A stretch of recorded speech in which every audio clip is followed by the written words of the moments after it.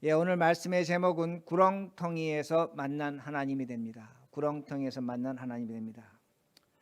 오늘 제가 읽어드린 말씀은 예수님께서 뭐라고 말씀하시냐면, 내가 이제 예루살렘에 올라가서 대제사장들, 서기관들, 바리새인들, 종교 지도자들에게 고난을 받을 것이라는 겁니다.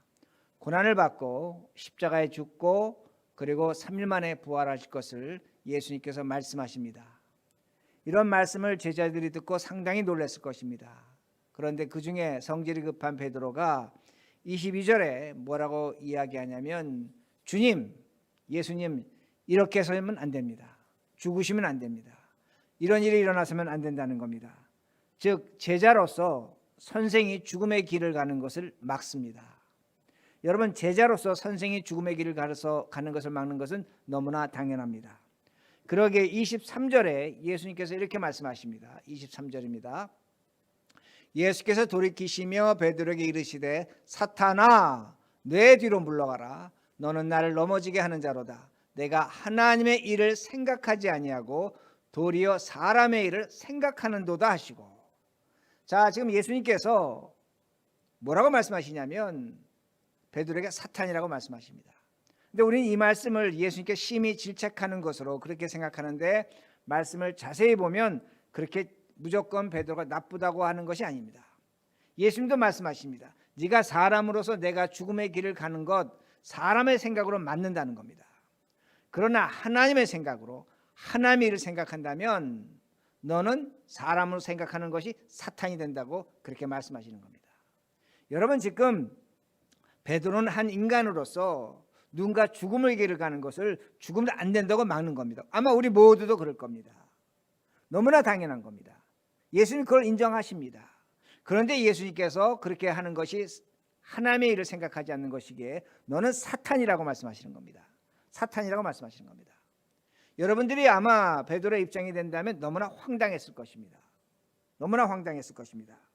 왜 그러냐면 베드로는 자신의 생각을 말했는데 사탄이라고 예수님이 말씀하시기 때문입니다. 그러기에 본문을 이해하기 위해서 우리가 오늘 본문 바로 앞에 있는 사건을 이해해야 됩니다. 어떤 사건이 나오냐면, 예수님이 제자들에게 너희는 나를 누구라 하느냐 그렇게 질문하십니다. 그때 베드로가 뭐라고 얘기하냐면, 예수님, 당신은 메시아입니다. 그리스도입니다. 하나님의 아들이라고 그렇게 이야기합니다. 베드로가 그렇게 고백할 때에 여러분, 베드로는 자신의 생각을 말한 겁니다. 생각을 말했는데 예수님이 뭐라고 말씀하시냐면, 베드로야, 너가 말했는데 너가 말한 것은 하나님이 말하신 거랍니다. 하나님이 알게 하셨다고 그렇게 말씀하십니다. 그러기에 베드로는 황당한 겁니다. 왜 황당하냐면, 여러분, 하나님이 베드로에 나타나셔서 예수가 이런저런 질문할 때 너 저 예수를 하나님의 아들이라, 메시아라 그렇게 고백하고 가르친 적이 없습니다. 베드로는 자신의 생각을 이야기했다는 겁니다. 그런데 그 말씀을 듣고 예수님이 베드로를 하나님의 생각을 말했다고 그렇게 칭찬하시는 겁니다. 놀라운 사건입니다. 본문도 마찬가지입니다. 본문도 제가 좀 전에 말씀드린 것처럼 베드로는 예수님이 죽음의 길을 가는 걸 막았습니다. 사람의 생각으로 맞은 겁니다. 근데 예수님은 뭐라고 말씀해요? 네가 사람의 생각을 하고 하나님의 일을 생각하지 않게 사탄이라고 말씀하는 겁니다. 여러분, 성경 어디를 봐도 사탄이 나타나서 베드로에게 예수님 십자가 죽음의 길을 가는데 너 그 길을 막아라 라고 한 것이 없습니다. 그런 내용이 없습니다. 베드로는 자신의 생각을 말했을 뿐입니다. 자신의 생각을 말했는데 예수님 뭐라고 말씀하시냐면, 너는 사람의 생각만 하기 때문에 너는 사탄이라고 그렇게 말씀하신다는 겁니다. 오늘 우리가 이 말씀을 굉장히 많이 오해하고 있습니다. 우리가 어떻게 오해하고 있냐면, 우리의 생각과 태도에 따라서 우리가 하나님의 사람도 되고 때로는 사탄도 된다고 그렇게 해석합니다. 저는 그렇게 성경 해석하는 걸 들은 적도 있습니다. 그건 아주 잘못된 겁니다. 너무나 잘못됐다는 말씀이 됩니다. 하나님이 베드로에게 예수님이 하나님의 아들이고 그리스도라고 그렇게 고백하게 한 것은 베드로의 생각을 통해서 하나님께서 말씀하신 겁니다. 그렇게 고백하도록 역사했다는 겁니다. 다시 말씀드린다면, 하나님이 예수님이 하나님의 아들이요 그리스도라는 것을 베드로의 생각을 통해서 역사하셨다는 겁니다. 이걸 우리가 확신해야 된다는 말씀이 됩니다. 만약에 우리가 베드로처럼 사람의 생각을 했기에 사탄이 되면 여러분 이거는 예수 그리스도의 십자가의 구원의 능력을 부인하는 겁니다. 조롱하는 겁니다. 멸시하는 겁니다. 우리의 생각과 태도에 따라서 내가 하나님의 사람이 되고 우리의 생각과 태도에 따라서 사탄이 된다면 예수 그리스도의 십자가의 구원의 능력을 조롱하는 겁니다. 믿지 못하는 것이란 말씀입니다. 그러기에 여러분 조심하셔야 됩니다. 성경을 해석할 때 가장 중요한 것은 뭐냐? 그리스도의 구원의 능력이라는 겁니다. 여러분 영화 배우가 사탄 역할을 했습니다. 그렇다고 해서 그 배우가 사탄입니까? 아닙니다. 마찬가지입니다. 베드로가 사탄과 같은 짓을 했습니다. 그러나 그는 구원받은 자라는 겁니다. 생명 있는 자라는 겁니다. 그러기에 그는 사탄이 아니라는 말씀이 됩니다. 여러분 베드로가 예수님 말씀대로 사탄아 뒤로 물러가라고 했지만 그 베드로가 교회의 지도자가 됐습니다. 우두머리가 됐습니다. 그리스도를 위해 십자가에 거꾸로 매달려 죽었다는 말씀이 됩니다. 그러기에 우리의 생각과 태도에 관계없이 하나님의 구원의 은혜가 나타나는 겁니다. 오늘날 교인들이 가장 실수하는 것이 뭐냐면 나의 어떤 공로나 행위나 생각으로 내가 하나님의 사람이 된다고 합니다. 그건 하나님이 아닙니다. 인간이 만들어낸 하나님입니다. 우리는 예수 그리스도의 십자가의 구원과 능력으로 구원받고 비록 때로는 사탄과 같은 짓을 했다고 할지라도 그 구원과 그 하나님의 능력은 약해지지 않는다는 겁니다. 변하지 않는다는 겁니다. 하나님의 절대적인 은혜와 구원이 우리에게 있다는 것을 여러분이 믿고 확신하셔야 됩니다. 그러기에 예수 그리스도가 십자가에 죽고 부활하셨다는 말씀이 됩니다. 그러기에 24절을 보시기 바랍니다. 24절 이에 예수께서 제자들에게 이르시되 누구든지 나를 따라오려거든 자기를 부인하고 자기 십자가를 지고 나를 따를 것이니라. 자, 예수님께서 이렇게 말씀하십니다. 누구든지 나를 따라오려면 자신을 부인하라는 겁니다. 그리고 자신을 부인하면 뭐가 나타나냐? 너의 십자가가 나타난다는 겁니다. 그 십자가를 확인한 사람이 나를 믿는 자라는 겁니다. 나를 따르는 자라고 말씀하십니다. 제가 다시 말씀드립니다. 누구든지 나를 따라오려면 자기를 부인하라는 겁니다. 자기 자신을 부인하면 십자가가 나타나고 그 십자가를 발견한 사람이 예수 그리스도를 따를 수 있다고 그렇게 말씀하시는 겁니다. 제가 이걸 이렇게 하나 예를 들겠습니다. 제가 얼마 전에 TV에서 봤습니다. TV에서 본 건데 어떤 한 40대 중반 되는 사람이 폐차장에서 일을 했습니다. 그 폐차장 일하면서 그는 그 차를 부시면서 그 차를 파괴하면서 자신의 인생을 파괴한다고 그렇게 생각했습니다. 왜냐하면 자신에 대한 원망이 있었습니다. 미움이 있었습니다. 소망이 없었습니다. 열등감에 쪄들어 살았습니다. 그러게 자신이 마치 저 파괴되는 차와 같다고 그렇게 생각을 했습니다. 차를 파괴하면서 자신을 파괴했습니다. 자신의 인생을 별 볼 없이 그렇게 생각을 했다는 말씀이 됩니다. 그런데 그가 그렇게 차를 파괴하면서 어떤 일을 겪게 되냐면 차를 파괴하는 중에 차를 부시는 중에 버려진 책을 발견합니다. 그러니까 예전에 어떤 차주인들이 있다가 책을 아마 차에다 두고 내린 것입니다. 그가 TV를 보니까 옆에 책을 이만큼 쌓아뒀습니다. 그런데 그가 그 책을 읽기 시작하는 겁니다. 그 책을 읽기 시작하면서 그가 생각이 바뀌었습니다. 그리고 행동이 바뀌었습니다. 그러면서 그가 그 행동과 생각이 바뀌면서 그래 내가 저 책에 나와 있는 대로 한번 살아보자. 그러나 그것은 결코 쉬운 일이 아니었습니다. 그건 그 사람이 마치 자기 십자가를 발견한 것과 같습니다. 쉬운 일이 아니지만 그는 그렇게 살았다는 말씀이 됩니다. 그리고 그 자신의 그 분노, 억울함, 열등감 그걸 부인하게 됩니다. 나는 더 이상 그런 사람이 아니라는 겁니다. 그리고 그가 점차로 새롭게 변화됐다고 그렇게 얘기합니다. 새롭게 살아간다는 그 말씀이 됩니다. 마찬가지라는 겁니다. 오늘도 우리에게 책이 있습니다. 하나님의 말씀 성경이 있습니다. 하나님의 말씀 성경을 우리가 읽으면 뭐가 나타납니까? 우리 자신이 갖고 있는 것을 부인할 수 있다는 겁니다. 뭐 세상을 부인하고 내 자신을 부인하라 그런 의미가 아니라 나의 열등감, 내가 갖고 있는 고민과 고통, 어려움, 시련 우리는 하나님 말씀대로 부인할 수 있습니다. 그 부인과의 과정을 거쳐서 우리가 뭘 합니까? 하나님 말씀대로 살아보겠다는 겁니다. 내가 비록 실수하고 내가 비록 어려움을 당하고 내가 비록 잘못했지만 그러나 하나님 말씀으로 그것을 뒤로 하고 부인하고 나는 하나님 말씀으로 살겠다는 겁니다.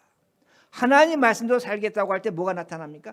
당연히 나의 십자가가 나타납니다. 어려운 겁니다. 하나님 말씀대로 산다는 건 쉬운 것이 아닙니다. 고민스러운 겁니다. 때로는 더 손해봐야 됩니다. 때로는 남보다 더 성실해야 됩니다. 그런데 하나님 말씀대로 살 때 뭐가 나타납니까? 하나님이 주시는 지혜가 나타납니다. 반드시 나타납니다. 그 지혜가 나타나면서 그 삶이 변화됩니다. 달라집니다. 우리가 삶을 살아가는 이유와 목적을 알게 된다는 겁니다. 새로운 삶을 풍성하게 살아갈 수 있다는 말씀입니다.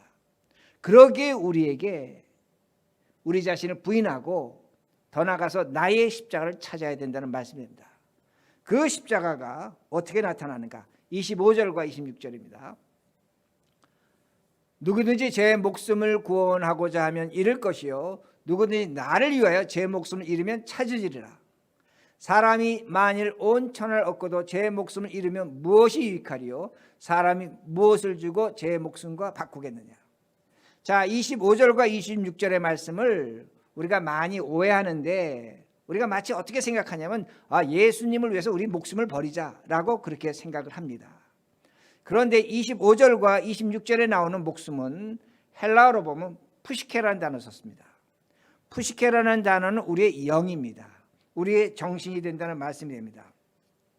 즉 이 목숨은 세상적 목숨이 아니라는 것입니다. 어떤 목숨이냐면 세상의 목숨과 구분되는 그리스도 안에 있는 목숨입니다. 그리스도 안에는 영입니다. 정신입니다. 그러게 라이프로 번역을 했는데 엄밀하게 본다면 25절과 26절의 목숨은 예수 그리스도로 말미암아 주어진 영이라는 겁니다. 정신이라는 겁니다. 목숨이라는 의미가 됩니다. 자, 여러분들 제가 여러 차례 말씀드렸는데 세상에는 두 가지 목숨이 있습니다. 어떤 목숨이냐면 예수의 생명 없는 목숨이 있습니다. 예수 생명 없는 목숨이 있습니다. 그 사람들은 우리와 똑같이 숨쉬며 살아갑니다. 그들이 먹고 마시는 거 우리도 먹고 마시고 그들과 우리의 차이가 없다는 겁니다. 성경은 그런 사람을 어떤 사람이라고 말하냐면 죽은 자라고 얘기합니다. 숨쉬고 살아있지만 예수의 생명이 없을 때, 예수의 푸시케가 없을 때, 라이프가 없을 때 그는 죽은 자라고 그렇게 말합니다. 그런데 예수의 생명을 갖고 있는 자들이 있습니다. 우리들입니다. 우리는 세상 사람과 똑같이 먹고 마시고 숨쉬며 살아갑니다. 그러나 우리는 그리스도의 생명을 갖고 있는 겁니다. 예수의 생명을 갖고 있는 겁니다. 그러게 성경은 뭐라고 가르쳐 주냐면 우리를 그리스도 안의 생명이라고 참 생명을 갖고 있다고 그렇게 가르쳐 줍니다. 우린 살아있는 자라는 겁니다. 하나님 보시기에 살아있는 자라는 겁니다. 그러게 여러분들이 성경 25절과 26절을 해석할 때 먼저 해석할 것이 뭐냐면 26절입니다. 26절은 어떤 말씀이 되냐면 우리가 그리스도의 생명을 갖고 있지 못한 자는 하늘의 생명을 갖고 있지 못한 자는 이 세상의 모든 것을 가져도 무익하다는 겁니다. 그는 하나님 보시기에 죽은 자라는 겁니다. 이것이 26절의 말씀이 됩니다. 그리고 25절의 말씀이 뭐냐면 그러기에 하나님의 생명을 가진 자는 우리들은 예수 그리스도를 위해서 목숨을 버릴 수 있다는 겁니다. 근데 제가 좀 전에 설명드린 것처럼 우리가 목숨을 버리는데 우리의 어떤 살아있는 목숨, 육체적 생명을 마구 버리자는 것이 아닙니다. 그걸 오해하시면 안 됩니다. 그렇게 성경을 해석하시면 안 됩니다. 이 말씀 뭐냐면 우리가 그리스도 안에 생명을 가지고 있기에 죽음을 생각하자는 겁니다. 죽음을 생각하자는 겁니다. 기독교는 죽음에서 부활의 종교입니다. 그러게 우리가 사순절을 지키는데 지금 예수님이 말씀하신 의미는 뭐냐면 우리들이 죽음을 생각하라는 겁니다. 죽음을 생각할 때 우리는 새롭게 살아갈 수 있다는 겁니다. 그러니까 예수를 믿는 사람의 특징은 뭐냐? 죽음을 땡겨 쓰는 겁니다. 죽음을 인정하는 겁니다. 죽음을 해석할 줄 알아야 된다는 말씀이 됩니다. 세상에 많은 사람들은 죽음이 끝이라고 말합니다. 아무런 의미가 없다는 겁니다. 사람이 살다 죽으면 그 육체가 죽으면 정신도 죽는다고 말합니다. 육체와 정신이 함께 죽는 것을 우리가 뭐라고 얘기합니까? 유물주의라고 합니다. 유물사관이라고 말합니다. 유물주의의 특징은 뭐냐? 사람이 죽으면 정신도 죽는다는 거예요. 끝이라는 겁니다. 더 이상 아무것도 없다는 겁니다. 마지막이라고 그렇게 얘기합니다. 그런데 그것이 맞는가입니다. 여러분, 우리가 학교 다닐 때 질량 보존의 법칙을 배웠습니다. 이것이 이 내용을 설명하기에 뭐 그렇게 완벽하진 않지만 그래도 굉장히 도움이 됩니다. 여러분, 질량 보존의 법칙이 뭡니까? 어떤 물건, 매스가 있는데 그 매스는 어떤 상태가 변해도 동일한 물질이 된다는 겁니다. 동일한 양이 된다는 겁니다. 여기 지금 물컵이 있는데 이 물컵에 물이 담겨 있습니다. 물컵이 깨질 수 있습니다. 변화할 수 있습니다. 달라질 수 있습니다. 물의 모양도 떨어져서 물도 얼어버릴 수도 있고 수증기도 될 수 있고 여러 가지 모양으로 변할 수 있습니다. 그러나 이 물질의 양은 변하지 않는다는 겁니다. 가루가 되든 없어지든 사라지든 변하지 않는다는 것입니다. 달라지지 않는다는 겁니다. 그러기에 질량 보존의 법칙에 따라 우리의 몸과 우리의 정신, 즉 영혼을 생각해 보자는 겁니다. 여러분, 우리의 몸은 시간의 제한을 받습니다. 분명히 시간의 제한을 받습니다. 그러기에 우리가 나이 들어서 몸이 변합니다. 그리고 죽습니다. 그러나 인간이란 존재가 이 땅에서 그 몸이라는 어떤 육체적 질량을 갖고 있는데 그것이 형태가 변했다고 해서 과연 다 사라지는가입니다. 저는 그렇게 생각하지 않습니다. 질량 보존의 법칙에 의하면 남아있는 겁니다. 남아있는 겁니다. 우리 눈에는 없어졌습니다. 가루가 됐습니다. 흙이 됐습니다. 그러나 남아있는 겁니다. 그러기에 우리의 육체는 시간 속에 죽지만 그러게 성경 우리는 부활한다고 그렇게 말합니다. 우리의 정신도 마찬가지입니다. 영혼도 마찬가지입니다. 우리의 정신과 영혼이 여러분 시간을 초월합니다. 여러분이 지금 이 자리에 이렇게 있지만 여러분이 2000년으로 뭐 1900년도로 1950년도로 여러분 20, 30년 전으로 10년 전으로 얼마든지 돌아갈 수 있습니다. 여러분, 정신은 영혼은 시간의 제한을 받지 않습니다. 지금 우리가 2021년 살아가지만 앞으로 미래의 세계 2030년 2020년 우리 생각할 수 있습니다. 여러분, 정신도 에너지가 있는 겁니다. 그런데 정신은 시간의 구애를 받지 않는다는 겁니다. 초월할 수 있다는 겁니다. 소멸되지 않는다는 말씀입니다. 시간의 지배를 받지 않기 때문에 소멸되지 않습니다. 그러니까 우리의 육체와 우리의 정신, 영혼은 영원하다는 겁니다. 여러분, 이러한 우리의 육체와 정신이 영원하다는 것을 누가 반대했습니까? 유물사관이 반대하는 겁니다. 공산주의가 반대하는 겁니다. 근데 어떻게 됐습니까? 유물사관이나 공산주의는 100년도 안 돼서 지구상에 사라졌습니다. 사라질 수밖에 없습니다. 왜냐하면 맞는 것을 틀렸다고 했기 때문에 사라질 수밖에 없습니다. 그러면 제가 왜 이렇게 설명하는가입니다. 여러분, 우리가 신앙생활 때 가장 중요한 것이 뭐냐면 죽음입니다. 죽음이라는 것은 제가 좀 전에 설명드린 것처럼 시간 속에서 육체와 정신이 영혼이 분리되는 겁니다. 다시 말씀드립니다. 죽음이라는 것은 우리의 시간 속에서 육체와 정신, 즉 영혼이 분리된다는 말씀입니다. 우리는 삶의 의미를 어디서 찾아야 되는가? 이 세상은 삶의 의미를 살아있는 것에 찾자고 말합니다. 그런데 여러분, 삶의 의미를 살아있는 데서 찾자고 하는데 찾아지는가입니다. 여러분, 이 세상에 많은 그 책들과 사람들이, 사상가들이 우리 살아있는 데서 삶의 의미를 찾자고 하지만 인간 자체는 불안에서 벗어나지 못합니다. 공포에서 벗어나지 못합니다. 약함에서 벗어나지 못합니다. 인간의 삶의 의미가 어디 있냐입니다. 인간의 삶의 의미는 죽음에 있다는 겁니다. 죽음에 있다는 겁니다. 우리가 죽음을 생각하면 새로운 생각을 할 수 있습니다. 새로운 미래를 생각할 수 있다는 말씀입니다. 제가 다시 설명드린다면 우리가 뭐라고 얘기합니까? 우리의 인생을 한 편의 소설이라고 말합니다. 그 소설을 쓰는 작가가 우리들이 됩니다. 소설을 쓰는데 소설을 읽다 보면 끝은 모릅니다. 끝에 읽어봐야 어떻게 되고 왜 이 사람이 이렇게 살았고 결과를 알 수 있습니다.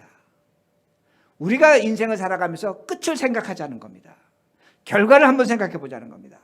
결과를 생각해 보면 내가 왜 이렇게 살았고 무엇 때문에 이렇게 했고 왜 이렇게 이런 일을 했는지 알 수 있습니다. 그리고 그 끝 이후에 죽음 이후를 우리가 생각할 수 있다는 겁니다. 문제는 뭐냐? 우리는 끝을 생각하지 않습니다. 2021년 오늘 내가 살아가는 현실에 집착하고 있다는 말씀입니다. 그렇다면 우리는 삶이 무엇인지 알지를 못합니다. 인생의 의미가 무엇인지 알지 못한다는 말씀입니다. 그러게 우리 주변에 여러분 책을 보도 마찬가지고 어떤 분 뭐 질병에서 죽다 살아난 분도 마찬가지고 그리고 어떤 사고를 겪다가 죽다 살아난 분들 한번 만나보시기 바랍니다. 우리 교회도 참 죽음의 그 길 속에서 오랜 그 길 속에서 살아나신 분이 경험한 얘기를 저도 들었습니다. 그분들의 특징이 뭡니까? 그분들은 삶을 어떻게 보면 여유가 있습니다. 내가 비록 오늘 당하는 고통과 아픔이 있다고 할지라도 내가 죽음의 세계를 경험하고 나니까 이것이 그렇게 큰 문제가 아니라는 겁니다. 그리고 죽음 이후에 인간에게 주어진 또 다른 세계가 있다는 겁니다. 여유가 있는 겁니다. 생각이 달라지는 겁니다. 그러기에 왜 기독교가 죽음과 부활을 얘기하는가입니다.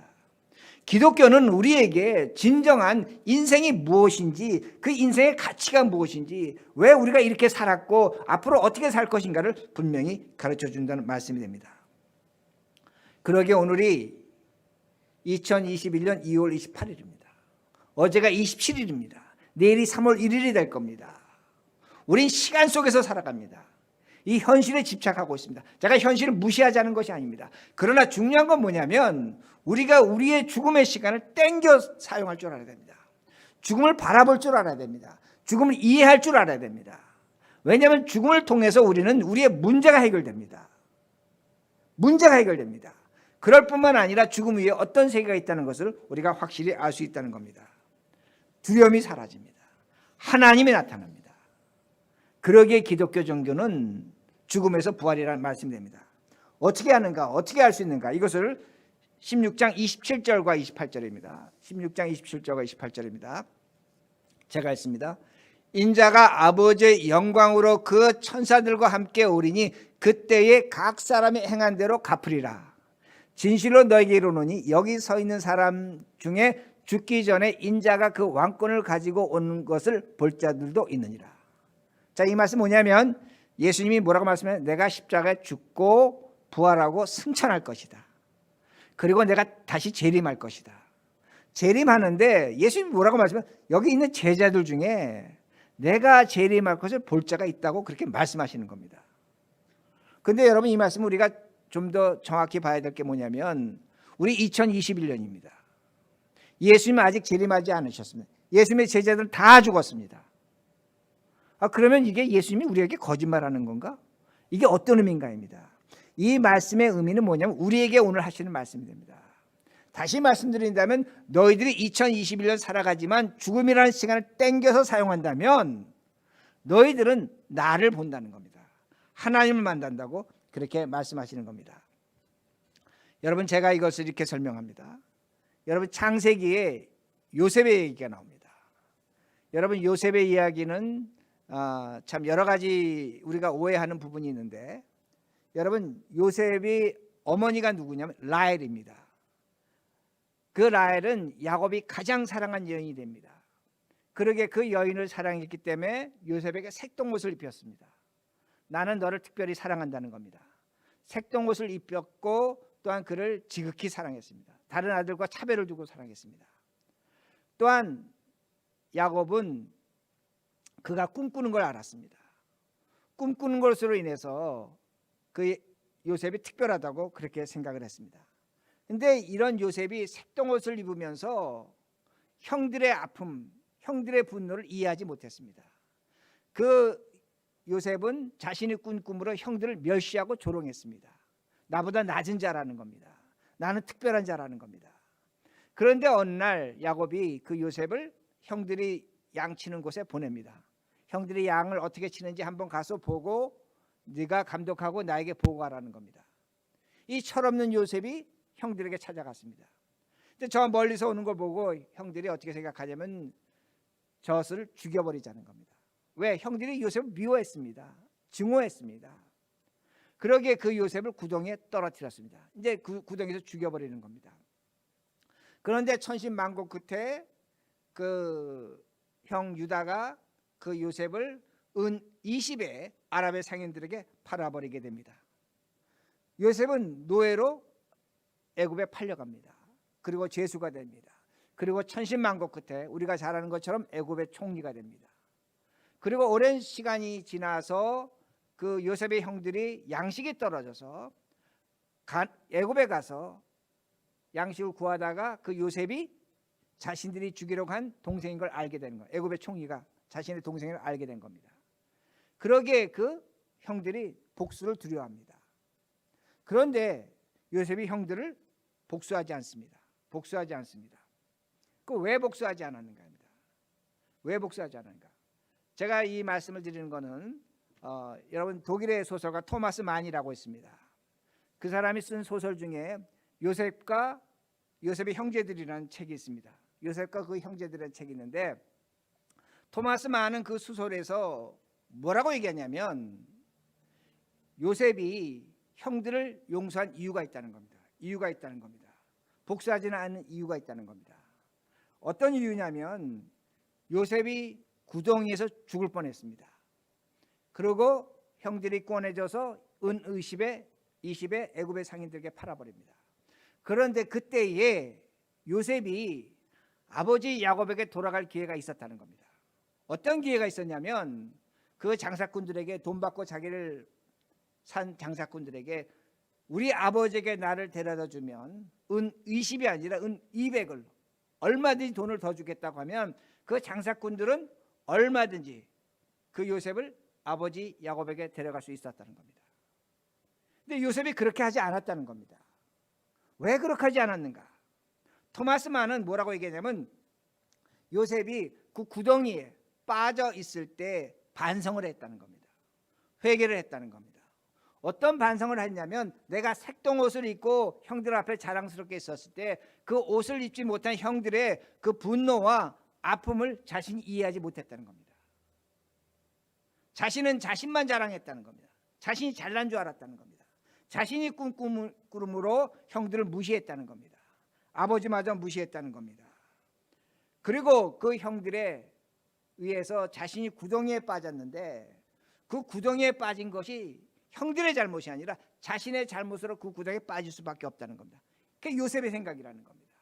그리고 아버지로부터 큰 사랑을 받았는데 그 큰 사랑이 자신을 이렇게 이 자리를 몰아넣은 것이 아니라 자신이 그 사랑을 잘못 오해해서 지금 자신이 구덩이에 빠졌다고 그렇게 생각하는 겁니다.